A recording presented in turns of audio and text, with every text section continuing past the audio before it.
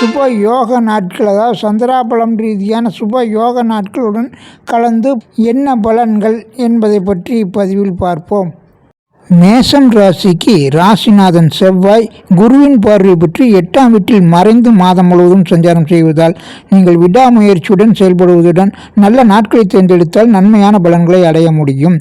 November மாதம் 5ஆம் தேதி உங்கள் ராசியிலேயே சந்திரன் சஞ்சரிக்கும் போது தன்னம்பிக்கை தைரியமுடன் செயல்பட்டு அனைத்து சுப காரிய முயற்சிகளிலும் கூடுதலான நன்மைகள் பெற முடியும்.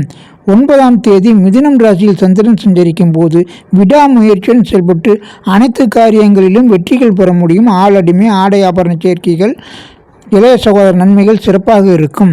15, 16, 17, 18, 19ஆம் தேதிகளில் கன்னி துலாம் ராசி 6, 7ஆம் வீடுகளில் சந்திரன் சஞ்சரிக்கும் போது கடன் நோய் வம்பு வழக்கு பிரச்சனைகள் தீர்வுக்கு வரும்.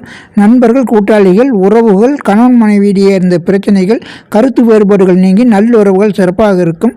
கூட்டு தொழிலில் நன்மைகள் கூடுதலாக கிடைக்கும். 25, 26, 27, 28ஆம் தேதிகளில் மகரம் கும்பம் 10, 11ஆம் வீடுகளில் சந்திரன் சஞ்சரிக்கும் போது பொருளாதார ஏற்றம் இருக்கும். வேலை தொழில் வியாபாரம் ரீதியான அனைத்து முயற்சிகளிலும் அனுகூலம் சிறப்பாக இருக்கும். பரிசுகள் பாராட்டுக்கள் மதிப்பு மரியாதை கௌரவம் கூடுதலாக கிடைத்திடும்.